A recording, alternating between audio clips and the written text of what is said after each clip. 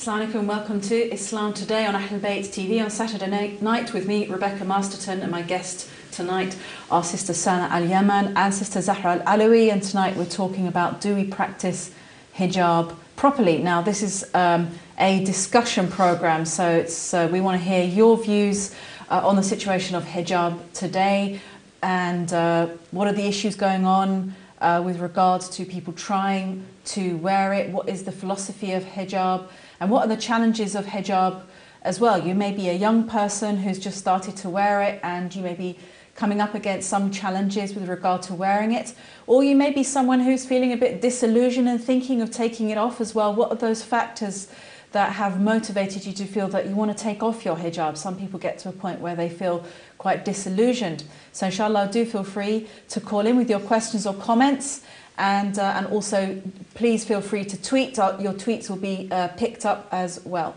Assalamu alaikum, welcome. Alaikum salam. Alaikum salam. And everyone knows Sister Zahra Al-Alawi as well, so you're coming back for a discussion. So I wanted to turn to you, Sister Sana, first of all.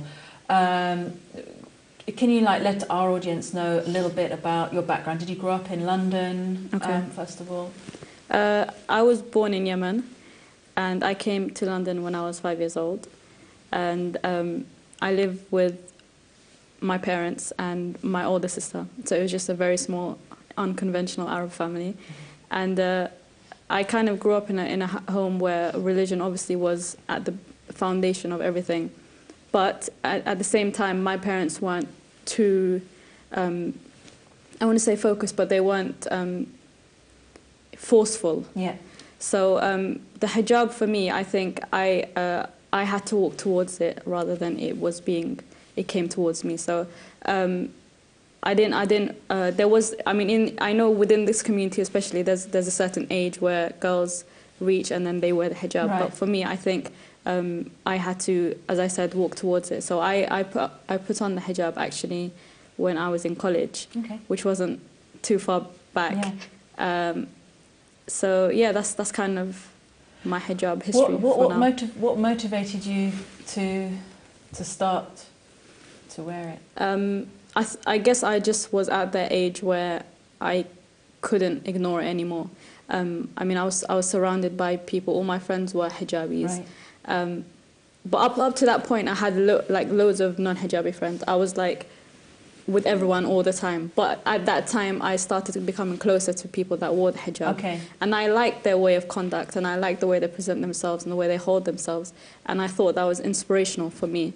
And I kind of wanted that. Yeah. I wanted to be in that group. Yeah. So I thought the only way to do that was to make that step and put the hijab on. And from then on, it just blossomed. Alhamdulillah. Alhamdulillah.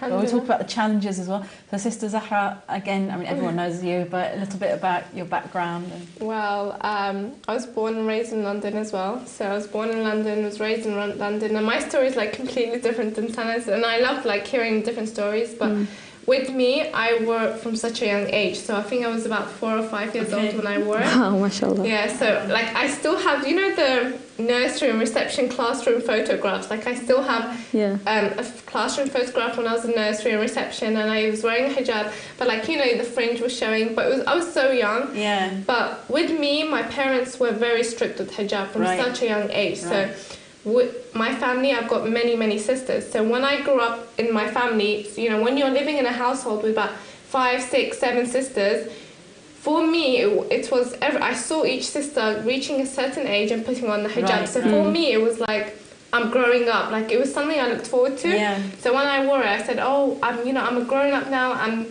the second thing is my dad's very encouraging with hijab. We still have family videos of him in the garden. He's like, look at my beautiful daughters in hijab. So for me, it was a nice thing to wear hijab. So I never really thought, oh, it's being forced upon me. It was I'm becoming older now. I'm becoming mature. I'm going to put on the hijab. So I wore it from such a young age, and I'm still wearing it now. And my sisters as well. I remember from a young age, someone that's 5 or 6, they probably don't understand what hijab is. Yeah. But my sisters, they studied in Hawza and in Iran, so they were very knowledgeable in this area as well. So any questions I did face, I always asked them about hijab, so that was a good thing. Alhamdulillah. Interesting. So, yeah, well, I suppose I have to also say something. Yeah, what's your story? Yeah. And just a quick word to our viewers as well. You may notice we're all wearing the same colour tonight, and that was not planned, but we've all ended up wearing the same colour tonight. This always happens when I'm with you for some reason. Yeah, it's a sort of something going on an intuitive level. But yeah, I mean, obviously, I thought about converting for about 2 years. It was because sort of the serious decision about changing my life, and that went on for about 2 years. And then I converted, and I started to just wear long things. And so was it after you converted? Yeah, so it took about another 2 years after taking the shahadatain, to actually start to wear it. And I also felt that hijab in a way is connected to a sort of another world. It's connected to another world in a way. And so finally wearing the hijab was like entering the world of Islam. And it is the final kind of confirmation of that step that you've made. And it brings out another part of yourself, I think, as well. Yeah. It was really weird because I started to feel that when I wasn't wearing it, I felt I was hiding what I was. So that's interesting. Yeah, so it's strange because you're uncovered, but you feel that what you really are is hidden. Yeah. So it was actually quite a relief to start wearing it, because then you feel like this is kind of what I am, so the inside is kind of matching the outside. It's like when you put it on for the first time, there's an inner sigh. It just goes, not a sigh, but like a sigh of relief. Yeah. I had that too as well.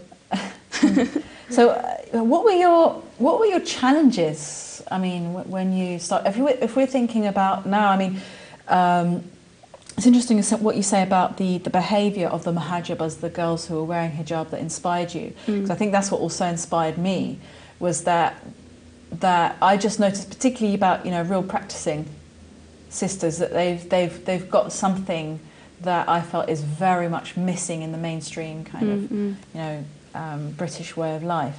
I mean, nowadays we're hearing about sort of girls wearing hijab but doing all sorts, or not having good akhlaq. So people might get to the point where they feel that the hijab has become meaningless and no one has any good conduct anymore.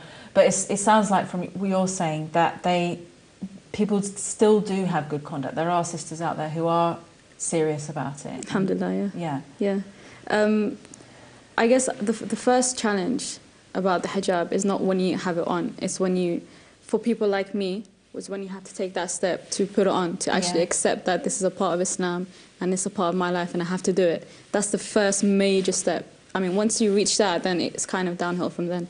But, I mean, for me, when I first started wearing it, I had to think about, firstly, well, is my previous life going to go? Are my previous friends going to go? Are they going to treat me differently? It's all about what people are going to think about me. Are they going to accept me? So I remember the first time I was going to college, I was walking to college with my hijab on. I was just so scared and stressed out and everything. And it was really, really, really interesting because I was on my way to college and I was walking alone and I had all these thoughts in my head. And then this random English guy came up to me and he said, "Salaam alaikum," and he just walked off. And I was like, wow, this must be like a push from Allah of some sort. And then I just got there and everyone kind of accepted me, and like, I guess maybe it's because I've always been surrounded by Muslims, whether they're hijabis or not, and Arabs and all of that kind of little crew. But like I said, that's the first challenge. And then once you start wearing hijab, then there are other challenges. But I guess for us in London, it's not that dramatic. Like, for example, people in France, people in other parts of the world, or even in other parts of this country that are, mostly English areas. Yeah. But for us in London, I think it's quite good, right? It's good, yeah. The situation here is good. Yeah. I mean, did you find any challenges growing up, Zahra, like at school and from friends or teachers, or funny attitudes or assumptions? Well, compared to what people face, I don't think I've faced anything. But like, to be quite honest, growing up, people have these weird questions, and they do pose questions at you, like, do you wear this at home? Do you wear this in the shower? Yeah. Like all these sorts of questions. But I never really paid attention to it. I thought maybe they just you know, they're just curious, or perhaps they didn't know. So it wasn't like insults. I've never been insulted about my hijab. And like, especially when I read the stories of people that get attacked in the street or to get insulted, alhamdulillah, I haven't faced anything like that. And I think especially in educational institutes, when people get to know me, they get to know me, and they don't really, they see past the hijab. So, you know, the hijab doesn't really matter. But I haven't really faced like anything really bad. That's good, alhamdulillah. I mean, I was wondering as well whether it's a matter of personality, because sometimes if you kind of try to conduct yourself in a good way, that kind of comes across, so people do start to see past the hijab.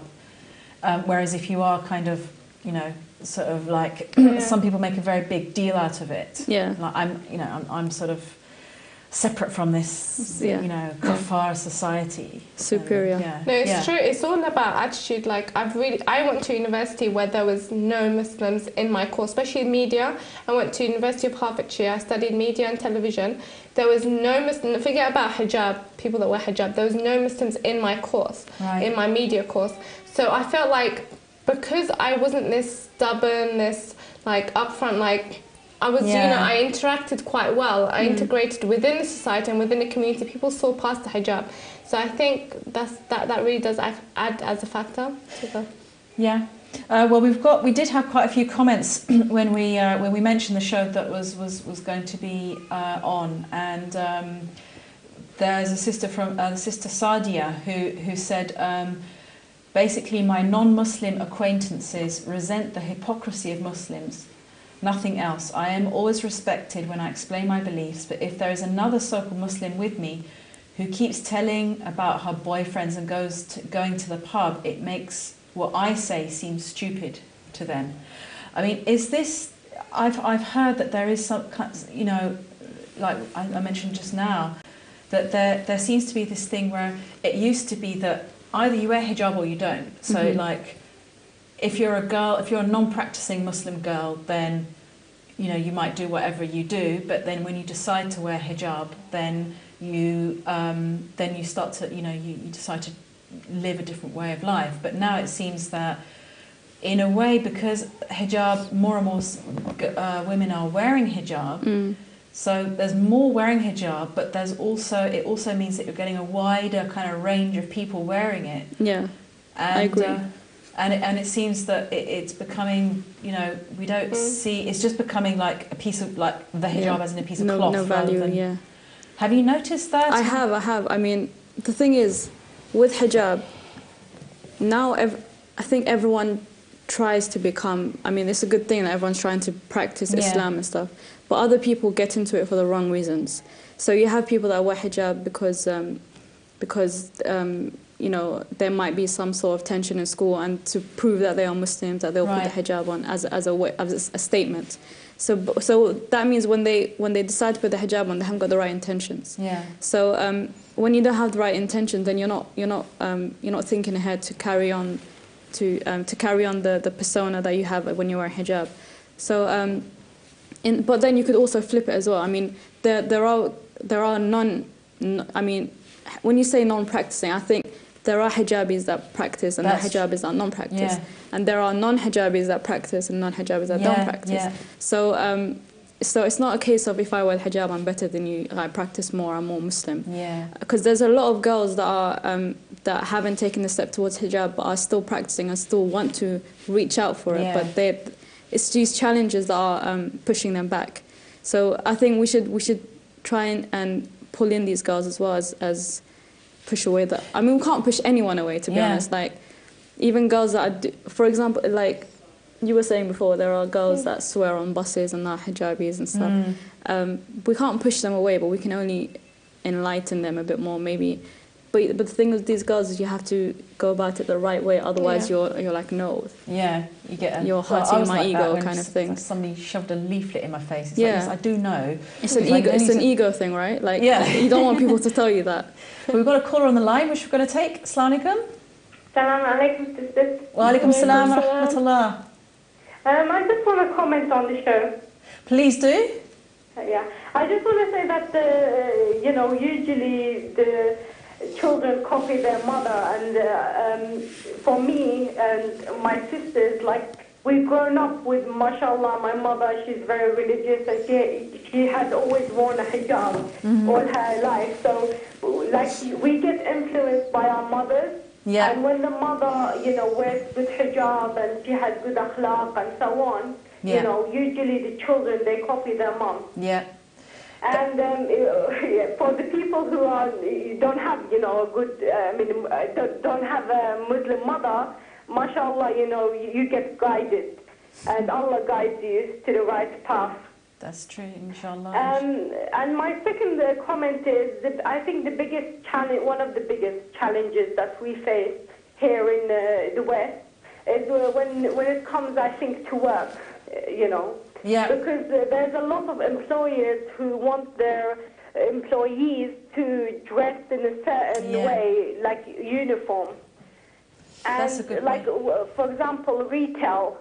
There are loads of girls who want to work in retail, but you know the company asks them to wear the latest fashion, the latest jeans, and they have to wear it. Yeah. Otherwise, they're sacked, basically.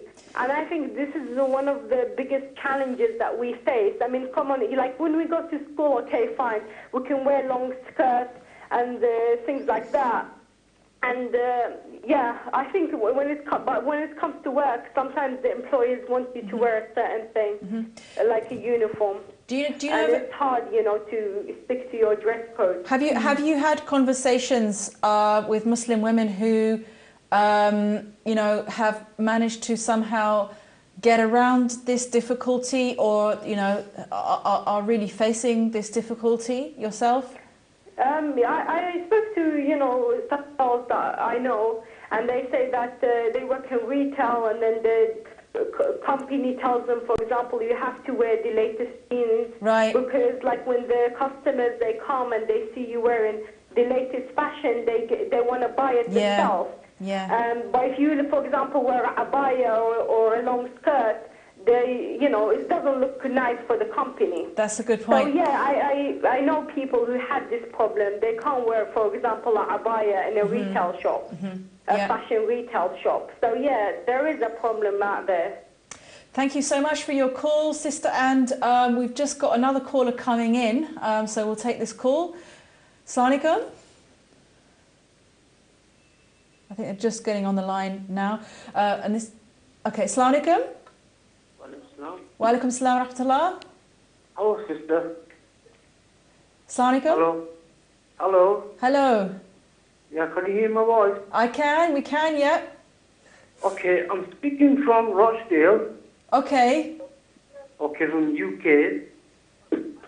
My name is Wajid. Yeah. Put him down. I want to say one thing. I can see three sisters there.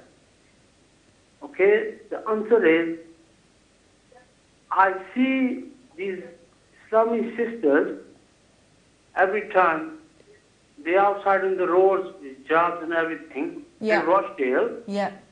And next minute they go in town and they go to the toilet and they change their clothes to English dress, right? Right. When from home they walk, they be going out town, we go in work, we go in college, we go in uni. So why does Islam stand for when they have scarves on? Right? Yeah. What does that stand for? Give me an answer. Why they don't know what deen is? You give me an answer. Okay, so thank you very much. What's the question? That's a good point. So what the caller was saying is that he's seen girls who they basically they might leave home wearing hijab. A double life, yeah. Yeah, they're living a double life, basically. Yeah. So they leave home wearing hijab, they go and change somewhere into different clothes elsewhere when they're going to university or mixing with their friends. Yeah, that happens a lot. So what's the question? Like, I don't why do they do that? Why do they do that? Okay. Yeah. I think, to be honest, I mean, I've dealt with this, not myself. I don't have a double life, but I have a few friends who, back in high school, would do that. Right. And what I saw from them was that because they were forced to wear the hijab and they wanted to rebel against that and live the, you know, British lifestyle, then that's why they would take it off. But over the years, they kind of grew into the hijab and they've started. I mean, everyone makes mistakes. That we all make those stupid mistakes, and not all of us, all of us. But we go through that I mean, it's like a roadblock. Every kind of hijabi has the point where you think, oh, this is really hard. Like you either, and that's your breaking point, or the point where you strengthen yourself. And most people go to the breaking point, which, I mean, it's not. It depends on the person and how you deal with things. But I mean, I wouldn't judge them in a bad way or anything. I don't see that as a bad thing. I just see that as they need a bit more guidance and a bit more help. So yeah, I mean, I think the points you're making, there's quite a lot of important points in there. Number one, how can parents, you know, bring up a daughter to wear hijab without it being forced? Because I don't agree with forcing. Yeah. Because I think forcing is pointless, because it has to come from within. And but don't you agree there's like a difference between, because sorry, my story is completely different. Yeah, I was going to say you're a good example of how you do it without forcing. But there's like a difference between forcing and like, because your dad encouraged you in it. My dad encouraged me, and I don't see it as forcing at all. Like if I have a daughter, I'll do the same thing. Yeah. But like I agree with Sana. I spoke to a few sisters like that, especially when I was doing the Women's View show. There's sisters that phoned in with the same situation, and one, they felt forced, but the reason why they felt forced, the second reason was they didn't understand what hijab was. Yeah. So that's why they took it off. So they felt forced. They didn't know how to get out of it, but they didn't know the reason why they were hijab. I think that's the difference, because me growing up, I knew why I was wearing hijab. It wasn't like I wanted to take it off. It was in fact the opposite. That thought didn't even cross my mind. But there's some people that are probably, you know, forced by their parents, but then they don't know why they're wearing hijab. They're surrounded by people that don't wear hijab. And from experience, when I was growing up in like high school or school, you know, you go to the changing rooms or you change for the PE lesson, and they see you with that hijab, they're like, oh, you look so beautiful. Yeah, why, and that pushes you towards that. Off. Yeah, and if for someone that doesn't know why they're wearing hijab, if someone tells them you look more beautiful with that hijab, and you're a 14 or 13-year-old and you don't know why you're wearing it, they automatically want to take off. So I think, I don't know what's classified as forced or what's like encouraged by parents, but I think there's definitely a difference between forcing and encouraging, and I think it's human nature that when you're forced to do something, you're going to kind of rebel. Against it. And we can continue our discussion, but we'll just take another call. Assalamu alaikum. Alaikum salam wa rahmatullahi wa barakatuh. Wa alaikum salam wa rahmatullahi wa barakatuh. I would just like to ask the sister the question. Those who wear hijab, like the way you are dressed, will you allow yourself to get married, mut'a married? I don't understand what that's got to do with hijab. Okay. That's the end of the call. Well, yeah, I don't quite understand what that's got to do with hijab. But we won't answer that because it's got nothing to do with hijab. Yeah. But with regard to being forced, I think, as you say, it's where, for example, I remember quite a few years ago there was a young sister who had been brought up in a family where they all wore black hijab. So it wasn't just, it was kind of a family thing where they all wore black, and so she was also brought up just to wear black, and she didn't understand, well, why do I just have to wear black? And then they'd go back to the family's country, and it would be summer, it'd be very hot, and she's still having to wear this very heavy kind of black hijab. And I remember she was actually, she'd reached kind of 18, 19, and she was really, really going through a big crisis. In fact, both the mother and the daughter were going through a big crisis because the mother was very upset that her daughter was not inspired to wear hijab. And the daughter was kind of just, as you say, at a loss, like, I just don't... in fact, I had this conversation with her one conversation with her on the phone where she said, the thing is, sometimes I would like to wear blue. And it was that sad, I'm sorry to say, that the family, it wasn't just the mother, the family insisted, hijab has to be black. And blue is like, and the mother was freaking out. Why does she want to wear blue? Wow. Why does she want to wear? And it's like, well, and it was kind of like a way of trying to educate the parent as well. I mean, you've been talking about educating the children, but it sounds like sometimes when something is forced, it's kind of, it's almost like the parents have to be educated as well. And that's the sad thing, where the parents think that they know what they're doing, and there's this kind of disconnection between parents thinking they're doing something for the best and the children just, it's not touching the children's heart, really. I mean, I guess I don't know if you've had friends, I mean, you say you've had friends who've lived the double life. Was this a thing where was it the sense that they were being forced, or? Do you know, I think what it is most of us, I mean, we just recently come to the country kind of thing, so first generation kind of thing. Yeah. So the parents have to try and keep their roots enrooted into us, okay? So I don't see it as they are trying to intentionally force us to do stuff. They're just trying to keep the culture and the religion into us. Yeah. So if that comes across as force, then they won't really know what the difference is. Yeah. So in terms of educating the parents, that's what we have to do. Like, there's a quote by Imam Ali who says something about not raising your kids as if they were born in your generation or something of the sort. Not good with the hadith, but so we need to take that on board as well. So when we're raising your kids, you have to acknowledge that we're in a different society, in a different country, at a different time. And hijab is a thing where it's evolving all the time. Yeah. All the time. Hijab is like, there's millions of different types of hijab nowadays. That's true. So whether I mean, it's kind of, it's restricting enough that not restricting, but the fact that we have to stick to the hijab in the first place is quite hard and complicated to do. So when you have things like, it has to be black, it has to be this, and it has to be that, that's hard. That makes it harder, and that pushes you away from the whole concept as a whole. Okay, thank you very much, and we'll continue our discussion after the break. We're going to go to break. Inshallah, we'll see you again in a few minutes. Assalamu alaikum.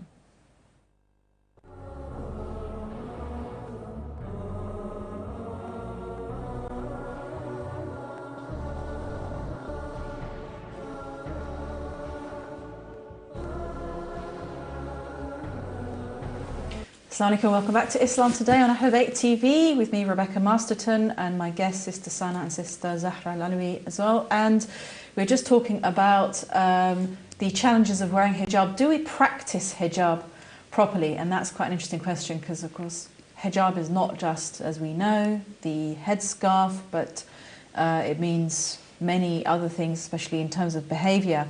And in this part of the programme, we were going to be looking at the issue of beauty. I mean, you're talking about how a young woman or a girl who doesn't understand what hijab is, if she's kind of pressured at school, oh, you look really pretty without your hijab. I mean, this is, I think, what I find, you know, when you start to wear hijab, oh, it's such a shame. Yeah, you had lovely hair. You know, and that people sort of start to feel sorry for you and everything.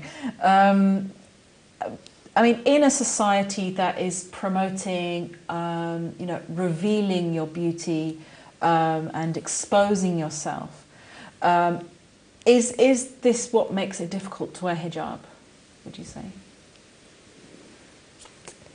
I don't know, like, I'm not really faced with these challenges. I don't think they affect me, but I can see how they can affect a young girl that's growing up and perhaps is facing these peer pressures in high school. And, you know, these stuff don't really bother me no more. I think what it makes it more, like, the most difficult from the emails that I got, especially when I was doing Women's View, what made it more difficult for the sisters to wear hijab was the abuse and the backlash that they would get. That's the thing that, you know, a sister emailed me once and she said she got punched on the train. Yeah, and she said it's because my hijab, because he referred to her hijab. And especially when the Boston bombings happened now, I don't know if you heard, in Bristol, was it? Yeah. In Bristol, there's a man called David, like he's in his 30s. He got like a 6-inch knife and he went up to a woman wearing hijab. She was with her 8-year-old son and he put it against her neck. He said, take off your hijab now. And then just a few minutes after, or an hour later, he went to another woman wearing hijab and he'd done the same thing with that knife. Now, he did get arrested and I think he got charged, I'm not sure. But I think when they refer to the difficulties is because when someone looks at you, that's Islam. If they have anything against Islam or we are the identity of Islam. Yeah. So we will be the first attacked. Yeah. If anything happens in politics or in the first, anything regarding Islam, we'll be the first people that get attacked because we are identified. So I think that's the most challenges in terms of beauty and the media. It doesn't really affect me. I don't feel like a challenge, or not a challenge, but I don't really feel intimidated by these images. But for a young girl, some girls, they may feel like that, especially if their friends are all dressing up. So I think for different ages, for different people, but I think the majority of the reasons why it's difficult is because of the abuse. I don't know if you agree or... Would you say you had the same, like, these thoughts when you were younger then? Like now you've overcome them. Did you ever face them? I'm not sure. I think it's always in the back of your mind. Like by the way, I've never thought, I want to take my hijab or anything like that. I've always loved, and that's why like majority of my lectures or my topics is all about hijab, because I just love it. And I feel really comfortable in my hijab. I think people don't feel comfortable in their hijab. That's why they feel like they want to take it off to feel comfortable. But I always like worked around the hijab and felt comfortable in it. But maybe it was more when I was younger, especially because more people were directing comments at me that I felt more pressured when I was younger. But now it doesn't really. Yeah, I mean, I can imagine if there's one. I mean, again, there's a sister years ago. I spoke to her, and she'd gone to kind of a school where she was the only Muslim in the class, and the teacher was English literature, and the teacher was constantly making comments. But before we continue, I'll just take a call, which is on the line. Assalamu alaikum. Assalamu alaikum. Wa alaikum salam. How are you? Alhamdulillah. Who's this? Zainab. Zainab, mashallah. Assalamu alaikum, Zainab. That's so How are you? I'm okay, thank you. So, what would you like to say? My question is, if you get forced to wear hijab, is the thawab of your hijab going to be accepted? Oh, that's a good question. What was that? If you're forced to wear hijab, do you get thawab for wearing it? That's a very good point. That's an excellent question, and I'm very impressed by your question as well. Yeah, if you're forced to wear it, do you get the thawab for wearing it? I never actually thought about that, to be honest. Yeah, but in Islam, every action you do, you get thawab for. Every intention you do, you get thawab for. So to a certain extent, you would still get thawab for wearing the hijab, maybe not as much as someone that has the intention. For example, if someone has the social hijab but they don't have the physical hijab, they'll still get thawab to a certain extent. If someone has the physical hijab and doesn't have the social, they would still get to a certain extent, although they're compromising their hijab by the social. So if you're wearing hijab but you don't have the intention, you're just being forced, you'll still get thawab for wearing the hijab, but perhaps not as much as someone that has the niyyah or the right intention of wearing hijab. So you still, like in Islam, Allah is the most merciful, so He gives. I read a hadith that every action, every intention, everything you get thawab for. So even if you don't, it's better to have the intention, obviously, but you still would get the thawab for actually wearing the hijab, because you can easily take it off. Even if you're forced, like you can live a doubled, a doubled life and just take it off. But if you're wearing it, you'll still get the thawab for wearing it. Yeah, that's true. That's good. It's a good answer. Yeah, and actually, I mean, a girl that finds it more difficult for whatever reason. May get a certain type of thawab as well. It may be recognised that she's finding it difficult for whatever reason. Say like she's the only Muslim girl at school, and all her friends are occupied with lots of different other stuff from what she's occupied with, and she feels like the odd one out at school, and she gets teased and everything. So if she wears her hijab, like because her parents want her to, then she would get a lot of thawab for that, because she's still wearing it even though she's in a very pressured and difficult situation. Yeah. So we just got another caller coming in. Assalamu alaikum. Assalamu alaikum. Wa alaikum salam. My question is, are you allowed to wear a bright hijab? Okay, thank you very much for your very good question. Are you allowed to wear a bright hijab? I'm glad I'm not wearing one today. Do you want to answer? I mean, I think that, in fact, I remember reading the fiqh, like the rules of hijab, and one of the rules of hijab is that it shouldn't be kind of too different from the surroundings of the society. So, I mean, you go to countries where it's normal to wear bright colours. Again, if you go to India, it's very normal to wear bright colours. So if you're wearing kind of like a bright green hijab, you're not really going to stand out from anyone else. But if you go to a country where everyone's wearing black or whatever, or more muted colours, then you might draw attention to yourself, because it's about drawing attention, isn't it? Yeah, it is. That's when you read the fiqh rulings regarding hijab, you see it says that you can't wear something that's embellished that would attract attention. Like you said, it's attracting attention. Yeah. If you go to Najaf, where a majority of the women wear a bushi on their head, and you're out there wearing a bright pink coloured scarf, everyone will look at you. Yeah. So you have to take a lot of things into consideration. It says يلفت النظر, something that attracts attention. Yeah. So for example, I would never go to Najaf or Karbala and wear bright colours hijab, but because that would attract attention, men will look at me. But in a society, sometimes, you know, if you wear a coloured hijab, you know, you wouldn't get that attention. People won't look at you in that way. We have no fiqh rulings that say you can't wear completely, you know, you can't wear a coloured hijab, you know. You can wear a coloured hijab, you don't need to wear all black, although a dark colour is recommended, so it doesn't, you know, people don't really look at you. A dark colour is recommended, but, you know, the fiqh ruling basically says nothing that attracts attention, nothing that's too embellished, and that's too And also, I don't know, again, whether the issue with children, I mean, I think it's quite cute. In some countries, you see children with kind of little kind of Tweety Pie on their scarf. You know, they have kind of little cartoon characters on there, or they have kind of little flowers or something. And I think that's quite a nice way of introducing hijab for a child like 5 or 6. Yeah, encouragement. Yeah, who's got kind of some little flowery hijab. I think that's a nice way. I think it makes it interesting for them as well. You have to make a child interested in wearing hijab from a young age. That's why they do parties, like taklif parties, when the sister wears hijab at 9 years old. I never had one. So getting a child It's a good suggestion, though, to our viewers, you know, to encourage, because I have had some mothers writing and saying, how can I encourage my daughter to wear hijab? And I think that's a good idea, that you make it something special. Again, not something forced, like, oh, you have to wear it, and, you know, celebration. Bad if you don't wear it. But to actually sort of say, look, this is something really special, and, you know, now you're reaching the age where you're going to wear it, and to actually have an event for it is a good idea. It's true. Yeah. Just in terms of the whole coloured clothing, I think, you know, we need to be very careful about the coloured clothing, because there's just a sister, I just remember the sister that emailed actually called Women's View, one of the shows that we had about hijab, for the Global Hijab Awareness Campaign.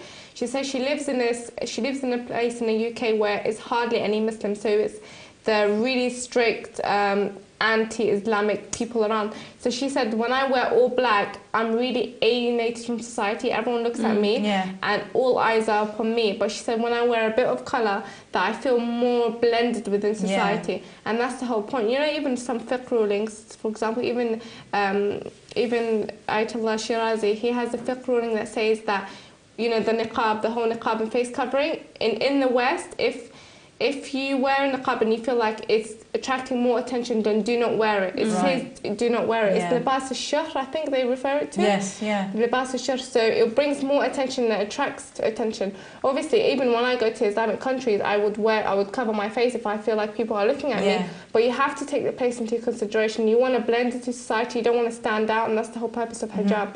So it really depends, but I don't advise people to wear glitter and you know, bling bling. No, bling is not the objective of the hijab either. No, Yeah, so it depends really. Yeah. Well, we've got another caller coming in. Assalamu alaikum. Assalamu alaikum. Wa alaikum salam.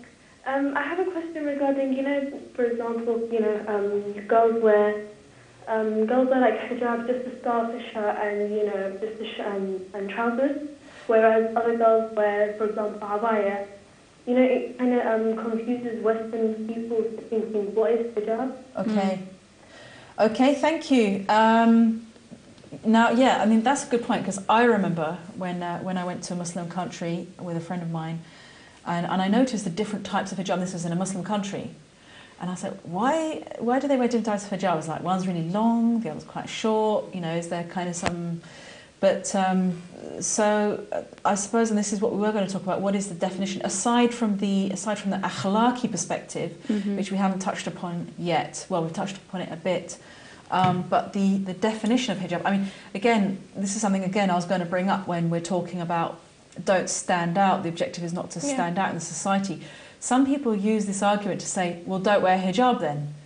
You know, if you wear jeans and a t-shirt, then you're going to blend in with the rest of society. So, and this is the thing, how can you wear hijab, or, for example, if you are in a town where there's, you know, a handful of muhajibas, you know, just I don't know, maybe 3 or 4 other women with hijab. So how can, what's the answer that you can give? You know, people do say, well, the whole point of hijab, I mean, this is what people who don't cover their hair, they use that argument. They say, well, you're not meant to stand out, so I'm not standing out because nobody wears hijab, so I'm not wearing hijab. So that's interesting they say that, but the thing is, I've really experienced this. When you wear hijab, yeah, fine. If you don't wear hijab, you won't stand out. You could say, but at the same time, you will attract attention. Yeah. For example, wrong attention, I mean, from men. Yeah. But for example, when I was in uni, I remember this guy, you know, we used to work in groups sometimes. This guy would say, it's like joke around with people, and he's like, oh no, I can't do it to you, you're wearing a hijab. The thing is, the hijab is a message. So when someone sees the hijab, it's like, okay, I can't do that to her. She's wearing a hijab. Yeah. And I've actually had people say that, like, especially in university, they would, you know, shake hands or like tap people on the back, and they're like, oh Zahra, we can't do that to you. You're wearing the hijab. Yeah. It's a message. It's a whole message. So the whole point of wearing hijab is saying, listen, this is me, and this is my stand. So you can't approach me in the wrong way. You can't do that, and it's a whole message within itself. If I'm not wearing the hijab, I don't know, maybe a guy walking past will approach me in the wrong way, or there's nothing to say that this is my moral beliefs or this is my moral grounds. That's why I think I did it. That's a very good point. That's a point about attention, where some women might argue, well, you know, nobody wears hijab here, so and I'm going to attract attention if I wear hijab. But again, you're talking about what type of attention. Yeah. And I know, you know, having grown up not wearing hijab, I know very well what it's like. Exactly. You know, it's there's a lot of pressure, and this is something I feel very angry about, even up to now. And I think it's got worse over the years. The pressure on girls from men in public, like on the street, public transport. You know, the approaches that they get, the comments that they get, as you say, or sort of inappropriate, you know, they'll be touching them, or just, it's almost like just a normal part of conversation. And I've heard like girls just have to put up with it. Yeah, and they just, it's got really bad, and so that's a good point. That there's a recent case in the BBC. I don't know if you heard it. Like this I forgot his name. He died. Basically, he was a producer in the BBC, and like now he died a couple of years ago. But now all these complaints of women that were touched inappropriately in the BBC. But I don't know if you heard about it. Yeah. But they were touched inappropriately, but they just put up with it. They thought, we just have to put up with it. But now there's a case that has been filed against him. But women just put up with it. That's the thing. But with us wearing hijab, if a man ever approached me in the wrong way, you know, first of all, he wouldn't, because I'm wearing a hijab. Yeah. But if he does, let's say someone is just bad, you know, would just approach me, I would put him in his place. And I think the hijab knows that there's limits. Yeah. It makes you know that there are limits. Thank you. We've just got time. Got 4 minutes to break. We've just got time for one more call. Assalamu alaikum. Assalamu alaikum. Maybe they put the phone down. I think they might have put the phone. If you can call back, we've just got a couple of minutes till we go to break. But you're going to say something. I went. Sorry. Let's go back to what that lady said about the workplace. I think that's very important. Oh, yeah, that was another point. Yeah, that's an interesting point. Yeah.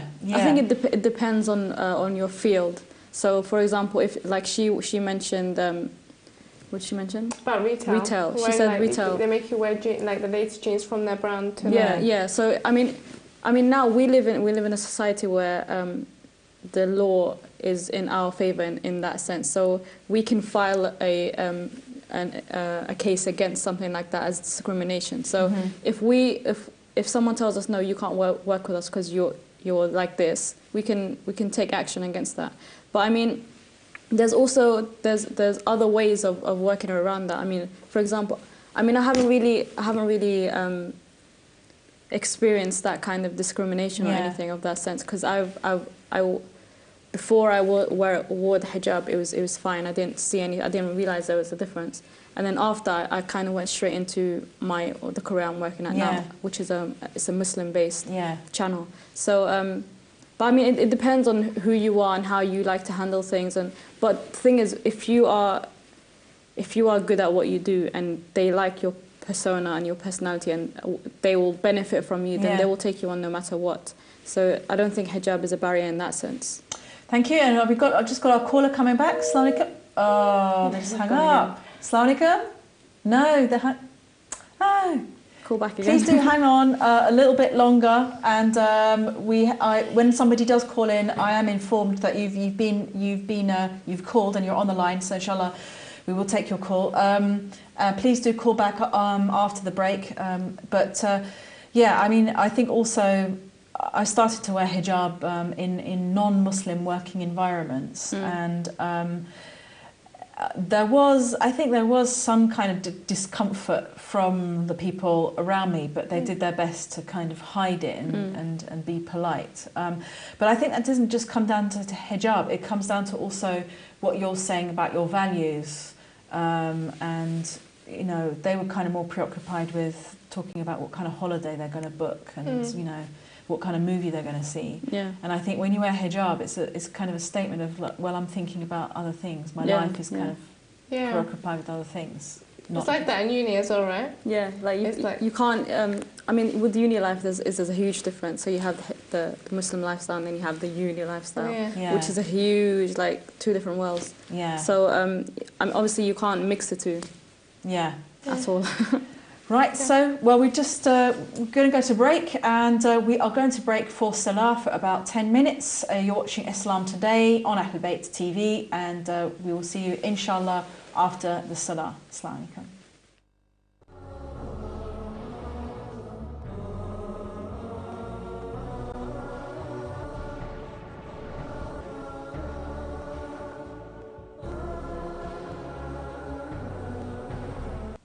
Assalamu alaikum, welcome back to Islam Today on Ahl Bayt TV on Saturday night, where we're talking about, do we practice hijab properly?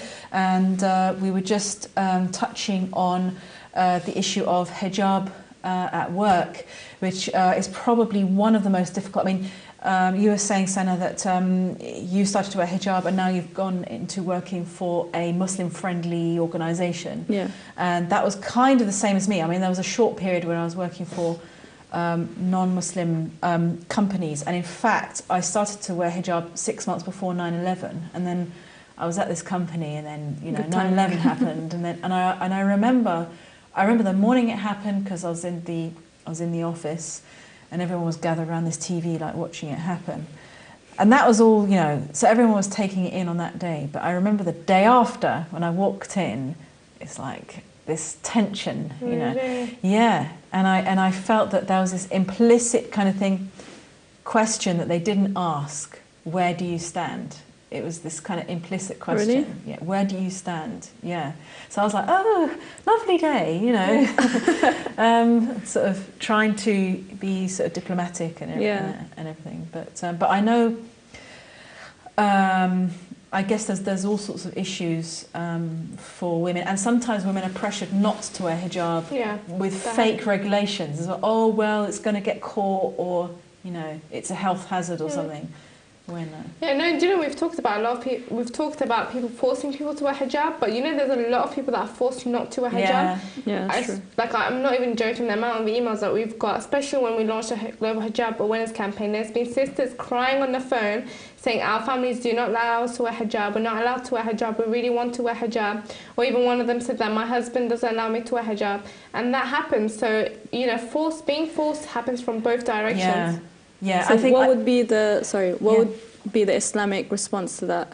If someone was telling you not to wear it, and you wanted to, then you have to wear it. Because like in Islam, the ruling is that even your husband, you have to obey him in everything, but that anything that goes against the commandments of Allah, you don't obey your husband. Even your parents, like, you have to obey your parents, whether they're Muslim or non-Muslim, in every aspect, because they're your parents. But anything that goes against the commandments of Allah, you disobey them, and that you're allowed to disobey them. Luqman, it's in Surah Luqman, chapter Luqman. It says that, and that's a good point as well, because I think what is kind of annoying when the issue of hijab is always brought up. It's always about how women might be forced to wear it when they're younger, but there's a lot going on pressuring women not to wear it. I mean, I remember even someone was surprised to hear that in Turkey, you know, the hijab restrictions in Turkey, in schools and universities and stuff, where it's prohibited. And I remember having a friend from Kenya as well, and she said that. So she's a Muslim, and she was, you know, in a Muslim country, or largely Muslim country, and she said she started to wear hijab when she came to London, and she said if she had worn hijab at university in Kenya, she wouldn't have graduated. And I think this is the kind of ironic thing, which again I was going to bring up, is that ironically a lot of so-called Muslim countries have got quite an anti-hijab attitude. I remember somebody told me that even walking down the street with a subha in Lebanon, for example, they're very kind of anti-hijab and anti, you know, they associate walking with a tasbih or hijab as being extremist. But I mean, what would one's advice be for women who are, what would your advice be for women under pressure at work? At work? Yeah. Well, to be honest, I think, like you were saying before, hijab is a statement and is a message, and it sends out the message quite clearly, like this is the barrier. So in, like, for example, now we have groups like Femen. Femen, like crazy people. Like, I joined the anti-Femen. It's crazy. Like they've been controversial since like 2008 when they were founded, etc. And now they turn their topless protests against Islam. They're directing it against hijab and oppression. So that's them doing that is oppressive on us. That's them trying to force us not to wear hijab. So we need to look at these kind of movements. I mean, it's all good and well, like, we are kind of forced by some family members not to wear hijab, but these are more of a threat, I think. But I think the only reason that we've come to a point where there needs to be feminine type organizations is because hijab itself is a threat to them. It's a threat to their ideals and their corporations and their imperialism, everything. Hijab is a threat to them. That's why they need to attack it. So it's like when you when they realize that it's a strong power, then they suddenly click and they say, okay, we need to go for this. I was reading into that because I think the woman who's behind it is definitely quite deluded, because they all are. People were and very, very egotistical. And she was saying that people say, yeah, but you know, there are women who choose to wear hijab, and she said, yes, but when I look in their eyes, they're saying to me, save me. Save me. How can you tell? And that shows she's in this kind of fantasy world. That's crazy. And doing a good job for all the, you know, for all the sort of industry out there that exploits women. They're kind of handing it on a plate, you know. That's true. So. Going back to the workplace, what I would say is sometimes I feel like it's the insecurities within ourselves. Like sometimes I see people wearing hijab, but they're so insecure, they're not confident wearing hijab. The thing is, if you're in a workplace, and like Sana was saying, you know, we live in an age and era where, you know, we can actually file a complaint against anyone that does discriminate against us because we're wearing hijab. So I think, like, if I was in a situation where I was working in a workplace and they were treating me differently, because I'm wearing hijab, I wouldn't take off my hijab to try to please them. This is my right, and I think you shouldn't let anyone take your rights away from you. You have the right to wear what you want. You can wear the hijab, and I think, and for any woman, they should walk past with utmost confidence. Be confident in your hijab, and you'll see that when someone's confident, I've really felt this, when someone's confident, people can see the confidence within them. If you're insecure, people will see that as, okay, we can attack this lady, or we can, you know, it's the energy you give off. It's the energy you got to give off. If anyone attacks me or insults me, I would not care. I would not show them that I care, because I feel like when someone is insecure, that, you know, that just makes them dig even further. So we have a right to wear what we want. We can wear what we want. Anyone in the workplace that feels pressured to take off their hijab or to compromise their hijab, you have a right to wear what you want. Don't compromise your belief for anyone. So that's what I would say. I think that's a good point with regard to applying for jobs, because of course there's going to be, you know, again, young women graduating from university and then thinking about going into the workplace, and then there's going to be, and I know there is these discussions like, well, do you turn up to the interview with no hijab and then wear it once you get the job? And now that's interesting. I think that's kind of not really ethical in a way, because you're getting the job based on pretenses, based on deception.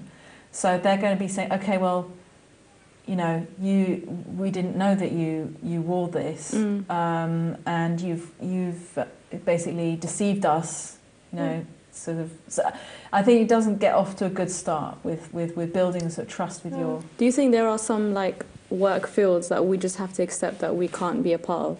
So, for example, like the retail thing that the girl was saying earlier, like just accept that we can't go into this and go into something else. Do you know some retail? I know a sister that worked in, was it River Island, I think, and they have a certain uniform. So if you wear, you can work in River Island, you can wear your hijab, that's fine. They're not going to discriminate against that. But they give you like 20% off retail price for all staff members, and you have to purchase the jeans from their store and wear it. And it has to be one of the latest jeans. Right. So some jobs that you apply for, they have a uniform to start off with. So like Sana said, if you don't want to be wearing jeans, then you have to just accept that you can't apply, don't apply for the job. Yeah. But it depends, really.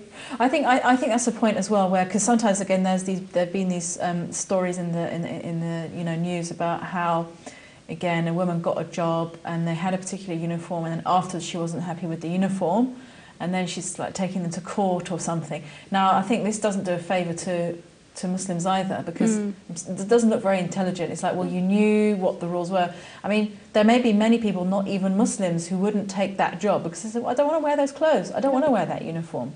So no, if that's what I have to wear to get this job, then I'd prefer not to have the job. So this whole thing about compromising your hijab to be accepted. When I done the Channel 4, we were talking about this during the break about my Channel 4 segment. You know, there's some Muslims that came up to me and said, but it's on Channel 4, why did you wear the head abaya? Why didn't you just wear a normal abaya? And it's still an abaya. And I said, why do I never come on TV I never give a lecture without wearing my head abaya. Why should I try to take off my abaya because it's suddenly a non-Muslim audience? Yeah. Why do I have to compromise that? You know, that's my right. If I want to wear head abaya, they said, they probably would have accepted you more, or the comments would have been more neutral because you're just wearing a normal abaya. I said, but I don't do that. I don't come in public and speak in public without my head abaya. I'm not going to suddenly take it off just to please people. And I think people have, once again, that insecurity. Oh, you'll be accepted more if you just compromise the hijab, maybe wear a bit tight clothes. You know, this is our right, you know. When people wear, in hot weathers, when people wear revealing stuff, you know, our kids walk around, they see people wearing extremely revealing clothing. We don't say anything towards that, and they don't feel like we need to cover up for people. So why should we uncover up to please people? It just doesn't make sense. Thank you, and we've got a caller coming in online now. Assalamu alaikum. Walaikum salam, Sister Rebecca. Basically, I would like to share my experience about hijab. I started wearing hijab when I was about 15 years old, properly. Before that, I was in primary school and I did wear it here and there. The important thing that I learned about wearing hijab was basically depending on what sort of company you keep. Because I remember back in the school days, when it was Ramadan time, there were girls who would never wear hijab, but they would wear it during the Ramadan time. And then at that point, obviously, I had no knowledge about what's the purpose of hijab. But at this point, it was first day of Ramadan, and I went into school without wearing a hijab. And the girls that usually don't wear hijab, they said, you know, why aren't you wearing hijab? And I was like, you know, I don't wear it usually. So they were like, oh, you know, it's Ramadan time, you're supposed to wear hijab, you're supposed to pray, you're supposed to do this. Now, obviously, because I was hanging around with those girls, for me to fit in wasn't a big deal. So I was like, okay, cool, you know, I'll wear hijab. And because I went to girls' school, that also, you know, made a lot of impact on the way I was seeing things and the way I had views on things.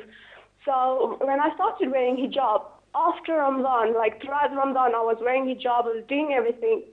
And then after Ramadan, like as soon as Eid passed, people took it off. Now they turn around to me and says, you know, there is no need to wear it now, it's over. Right. But already I was so used to it and I felt so comfortable in it that I felt that no, I don't want to take it off. I feel much better in hijab than I do otherwise. And so they turned around and said, well, okay, well, you can't be part of our group. which didn't bother me because my views and opinions and morals was far different from themselves. So what I feel is that it is important what kind of company you keep that can actually support the way, you know, if you start wearing hijab, it will support you. But if you're around company that encourage hijab, then you might find it difficult. And that's what, So you're actually saying that these friends of yours, they actually said that don't bother hanging around with us? I mean, yeah, I mean, well, basically what they used to do is just like, you know, hang around after school with opposite sex.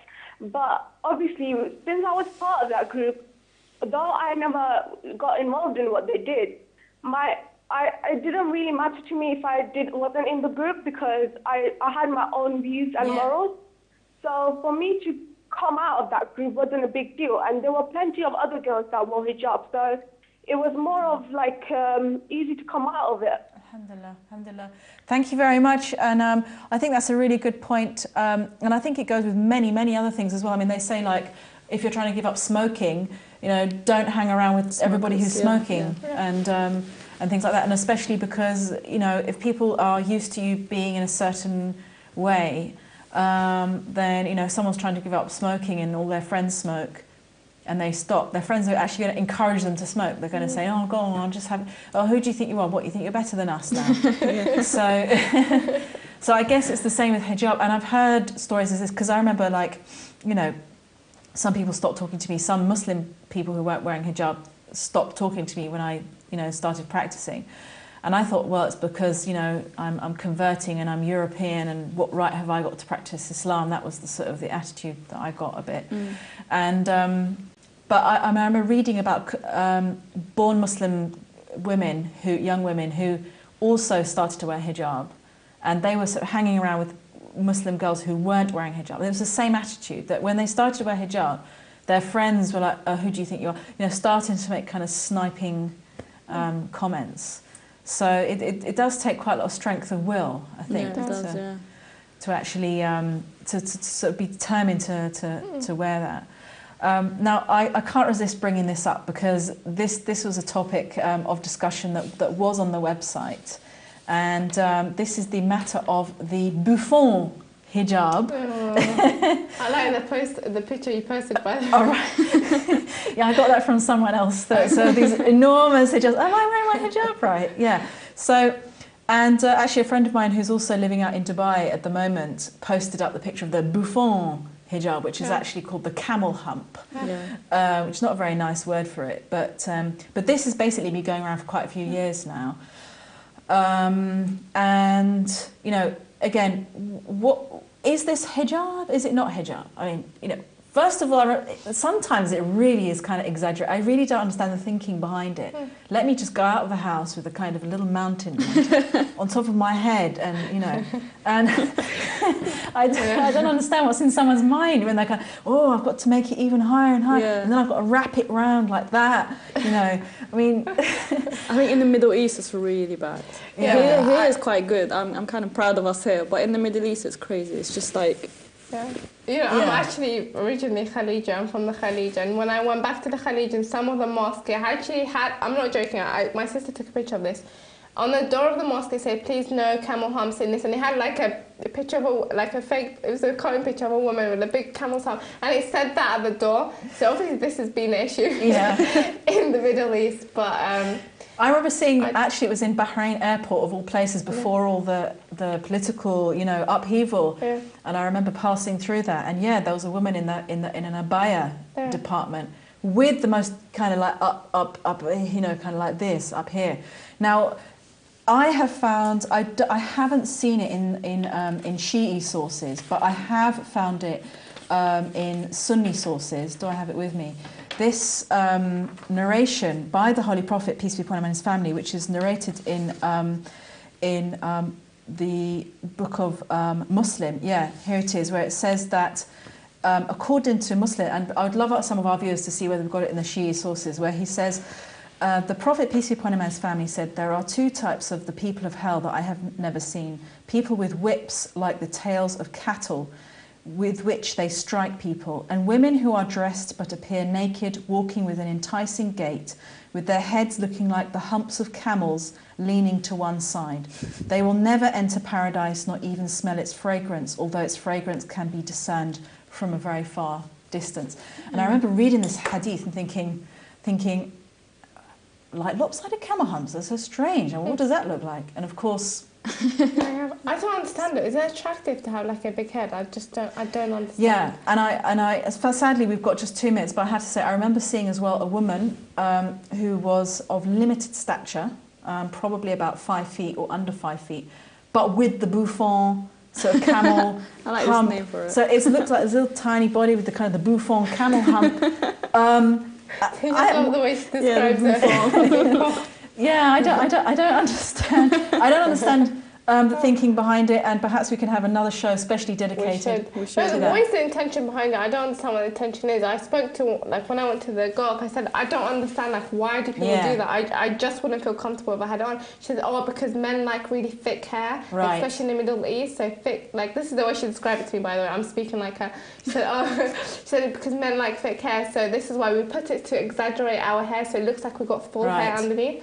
I think that's the thinking behind it, but now they've taken it too far where the pump is bigger than the actual head. And like, I don't understand why, but people should know what is the intention. They should think about the intentions of why they're doing it. Thank you very much. And of course, the man's going to be disappointed when he marries this lady who looks like she's got lots of lush hair, and he takes it off and she's a little bit kind of bald with a few straggles coming down. So anyway, thank you very much for an excellent discussion. Thank you all for your calls. Inshallah, we'll see you next week. Assalamu alaikum.